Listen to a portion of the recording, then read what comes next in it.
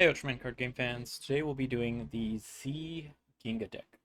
So for anyone who's been watching Z Week, this has actually been a really fun deck to play, and I think we definitely did not give enough credit when we were doing our initial analysis of decks in BP4.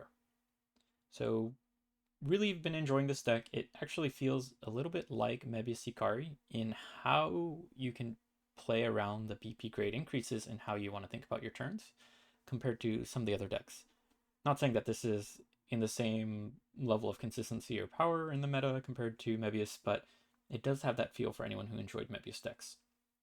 So with this one, I'm going to quickly talk about the deck profile and then go over some of the more controversial choices and what cards you might want to swap out based on your own playstyle. Because I feel like this is a deck that really depends on the player's style to get the most value out of it. So Ginga's starting off. Ginga's nothing too fancy.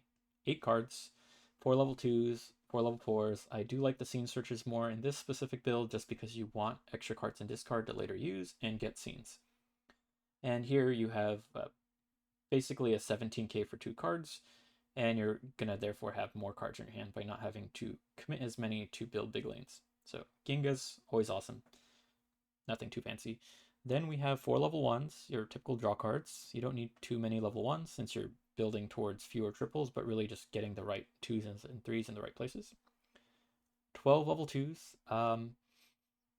We have the standard 4 scene searches for recycling cards, and then 4 of the ones that get power against arm type. This is an interesting one where in many matchups, just the 5 12k level 2 will help you just have a stronger level 2 lane.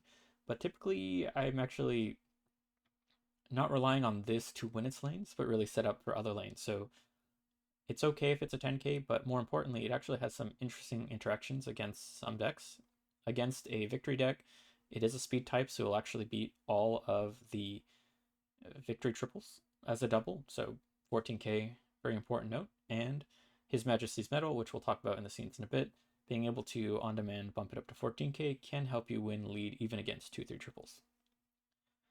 Then for the level 3s, we'll talk about these. We have the triple R 0 or Z, most important one. You can give your BP grade increases by discounting cards from hand. Then we have our Beta Crescent Slash, another key card in this deck. You'll end up playing scenes and then being able to get more cards back by destroying them, and it's a great way to get more cards in hand for finishing the game. Now, the two choices that I think folks might have some questions on, and even myself, this is where I'd probably start with changing the deck, is 4 of the starter deck Z and then 2 of the next player uncommon Z. So the reason I have 4 of these is it's actually really good against a 0 or victory Ginga matchup. This one will be able to bump itself up and beat any of the victory triples, so that's always a win in your favor. And with His Majesty's Medal, you're able to bump up to a 16 on a new lane, which can be very important when you're trying to keep lead going into turn 3 or turn 4 to play your key scene card. It's always just a nice single, so can be handy if you're able to catch armed or speed types. So it's definitely good when it hits its bump, and hitting any bump in this deck is pretty much a surefire way to win the game. Though I could argue you might want to go down to 3 and either place with a 2 or another wild card we'll talk about at the end.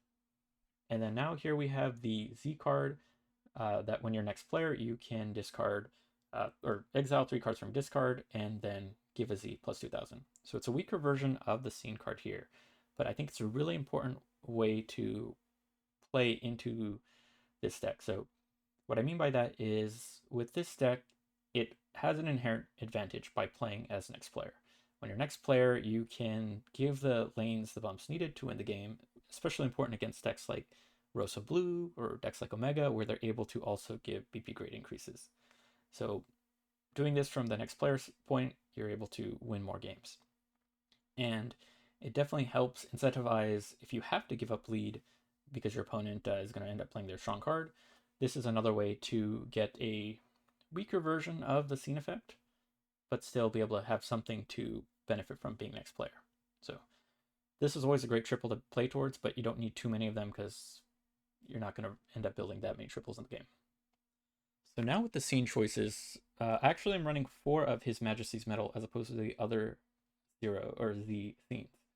And the reason I do this is something I'm looking for in playing this deck is a scene that I can play very early on, like ideally turns 1, 2, or 3. This is because by doing so, I'm able to get some extra cards off the Beta Crescent Slash, which can be very important when you have an awkward hand and you just want to start drawing and discarding things to be able to recover that. So with the other scene choices we have here, you can see there's the Chant My Name or Live Coverage Monster Transport Operation. And Chant My Name is definitely a scene to consider, but the more I play it, I usually do want to play those scenes early on, and you don't usually have extra scenes in your discard at that point in the game.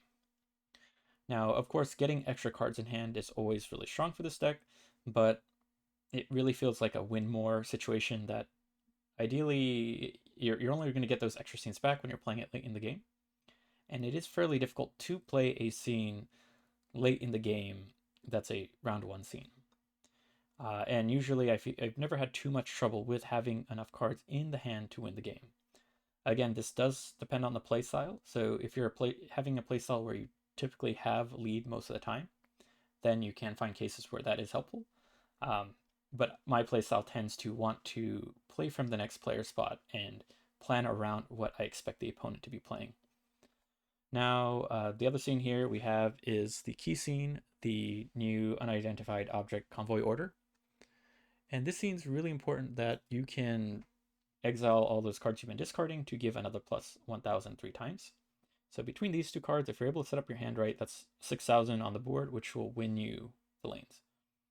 So this is not a deck about winning a bunch of big lanes. I think it's actually more about winning the right lanes. So be prepared to give up lanes, play a scene search in turn 2 and never level it up. And then maybe focus on turns 3 and 4 where you can invest those and your opponent might have already built like a really strong arc triple in lane 2, but doesn't matter because you'll be able to win the other lanes. So that's kind of the core elements of this deck. A couple things to change. Again, you could always consider the 5-12 level 2s. You can mix up this ratio and consider the other Zs. I might even consider dropping 1 scene to go down to 7 if you feel like you need a few more level 2s. And I'd even consider throwing in a promo Zeton or 2. It's a nice way to take a lead turn 2 if needed to get out some key His Majesty's Medal if there's too many in your hand. Also, it helps against certain matchups like Omega arc matchups. Arcs will probably play a lot more arcs, so you might be able to catch them off guard with a turn 3 Zeton or, of course, Omega.